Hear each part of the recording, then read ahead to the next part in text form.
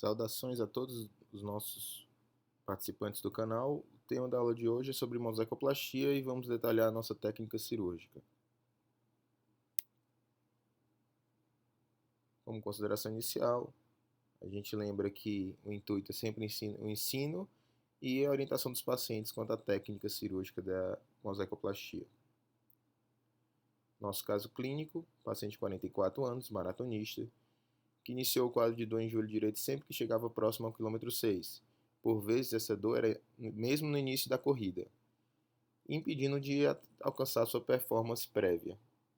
O exame membro alinhado, com o arco de movimento normal, mas com dor à palpação do côndilo e provas meniscais positivas. O diagnóstico foi feito através do exame clínico e da ressonância nuclear magnética. A gente observa uma lesão condral e observa também uma lesão a nível do menisco lateral, que apontando para menisco da lesão condral. O diagnóstico é sempre confirmado com a ressonância e aí você pode ter alteração na cartilagem ou mesmo edema ósseo associado. Como já foi provado, a ressonância subestima a lesão de cartilagem. Então, às vezes, uma pequena lesão na ressonância, quando você vai se deparar com uma lesão muito maior na artroscopia. Como planejamento cirúrgico, a gente sempre lança a mão do exame panorâmico. Nesse caso, ele tinha um eixo alinhado.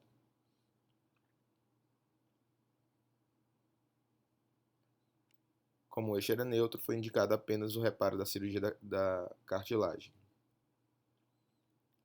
O tratamento proposto foi o transplante osteocondral autólogo ou mosaicoplastia.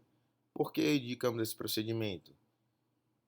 A lesão foi estimada em 1 cm², que remete ao uso da mosaico ou microfratura, mas baseado em estudos de nível 1 de evidência, a mosaicoplastia tem melhores resultados. E sempre a gente tenta um tratamento conservador antes de um tratamento de uma abordagem cirúrgica. O primeiro passo da cirurgia é realizar a artroscopia para a gente avaliar a lesão. Lembrando que a artroscopia é feita de maneira bem pouco invasiva, através de 2 pequenos acessos. Agora, a parte artroscópica propriamente dita, a artroscopia serve para avaliar a extensão da lesão e para realizar o debridamento, ou seja, a regularização da lesão. A gente estava vendo o côndilo do fêmur na artroscopia e quando a gente faz a flexão do joelho, é o que aparece, basicamente um buraco, uma cratera no fêmur. E isso é um motivo de dor, porque toda vida que o paciente iria pisar, essa parte que não tem cartilagem, que tem só a exposição óssea, entra em contato com a cartilagem da tíbia. Portanto, a gente realiza um debridamento com esse aparelho, que é o shaver, e a gente tira a região calcificada da cartilagem, de tal forma que quando a gente implante o plug de cartilagem, ele consiga ter uma aderência e uma melhor integração, uma osteointegração.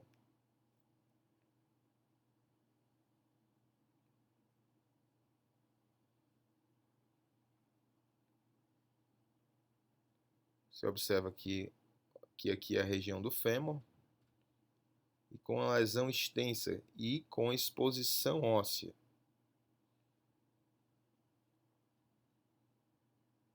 Uma lesão de cartilagem realmente bastante extensa. Então, a gente usa a regularização da lesão com a lâmina de shaver, conforme mostrado. Posteriormente, a gente pode usar também uma cureta para debridar a lesão.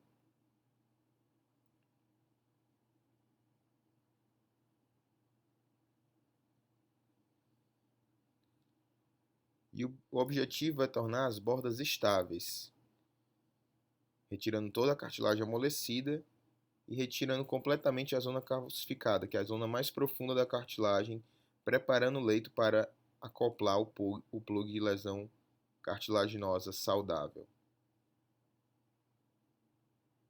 Esse é o pré e o pós, objetivo alcançado, bordas estáveis, retirado totalmente a cartilagem calcificada, tudo por método artroscópico.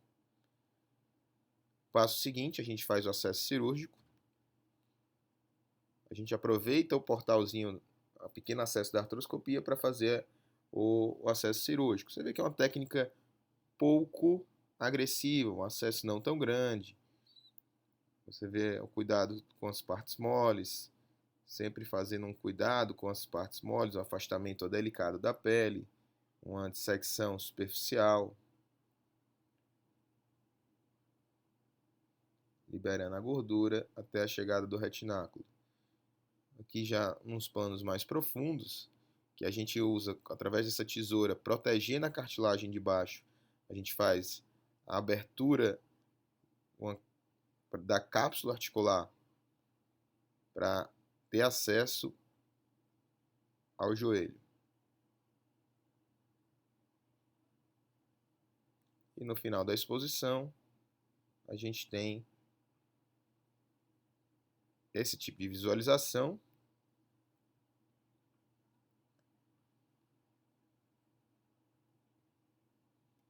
E ao fletir o joelho, a gente consegue ter uma exposição maior da região do joelho. Depois procede-se a medição da lesão, através desse aparelho, essa régua flexível. E a lesão da cartilagem geralmente é subestimada pela ressonância. Neste caso, era mais do que o dobro. Então, o cirurgião tem que saber, dentro do seu planejamento, dessa questão da estimativa, da subestimativa da ressonância.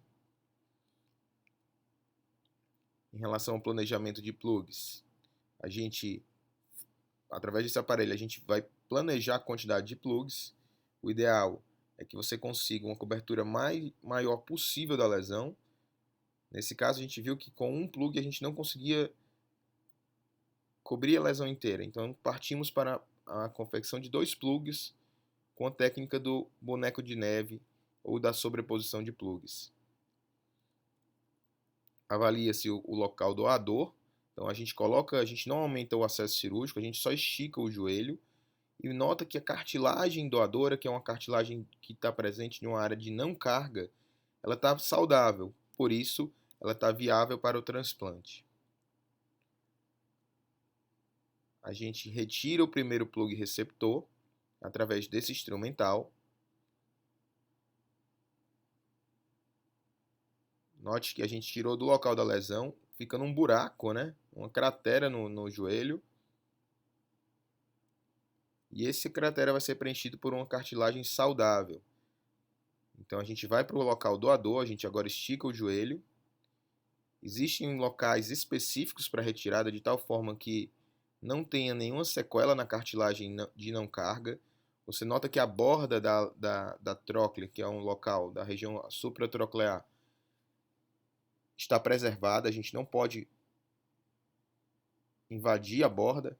Então a gente entra com esse instrumental da mesma profundidade da qual a gente retirou do local doador, do local receptor, e através desse tipo de instrumental a gente vai sacar um plug. Lembrando que essa área não tem tanto comprometimento com a retirada do plug, porque é uma área que não passa carga normalmente. Note que ficou um buraco numa área de não carga, o que não compromete funcionalmente o paciente. Então agora a gente vai transferir esse plug do local que a gente pegou na região doadora para a região receptora. A gente faz uma técnica que a gente tem que ir exatamente da mesma maneira que retiramos no local doador, a gente tem que colocar no local receptor, de tal forma que a cartilagem fique nivelada. Note que quando a gente terminou o procedimento, a cartilagem ficou de maneira perfeita, bem nivelada em relação à outra cartilagem. No entanto, ainda ficou um defeito na região atrás, a região um pouquinho posterior, um pouco abaixo. E é nessa região que a gente vai ter que substituir novamente. Então a gente retira mais uma vez na região receptora. A gente vai mais uma vez retirar outro plug. E nesse caso a gente pegou um pouquinho propositalmente outro plug, para que a gente promova uma preenchimento completo da lesão. Então a gente retira mais uma vez o plug receptor. Esse é o final. E vamos retirar mais uma vez um outro plug para o preenchimento completo. Mais uma vez esticamos o joelho e vamos retirar o segundo plug doador. A técnica é a mesma. O instrumental sempre a 90 graus, perpendicular com a superfície articular e sempre com preservação da borda. O procedimento é o mesmo da outra vez. Sempre temos que medir a profundidade que retiramos da mesma maneira que retiramos no receptor, retiramos no doador. Note que ficou realmente muito bom o leito doador. E agora a gente vai transferir o segundo plug. Fazemos a transferência do plug de tal forma a obedecer os 90 graus, a perpendicularidade. E esse é o nosso final, um ajuste final, a última batida, de tal forma a nivelar o nosso resultado final com a lesão 100% reparada. Note que os plugs estão no mesmo nível da cartilagem, nem está afundada nem está elevada. E isso é o padrão para a técnica para ter um bom resultado final. Então a lesão que era após o debridamento dessa maneira, praticamente um buraco dentro do joelho, a gente conseguiu reparar de uma maneira completa, 100% de reparo. E o resultado final da técnica, com todos os critérios, com um bom planejamento cirúrgico, com a técnica indicada correta, que é a mosaicoplastia para esse tipo de lesão, a gente consegue ter um bom resultado final. Esse é o paciente. A cirurgia foi realizada em dezembro de 2018. Em maio de 2019, ou seja, 6 meses na recuperação, ele conseguiu 3,4 km sem dor nenhuma, e onde muitas vezes antes da lesão ele já tinha dor nesse nível de performance.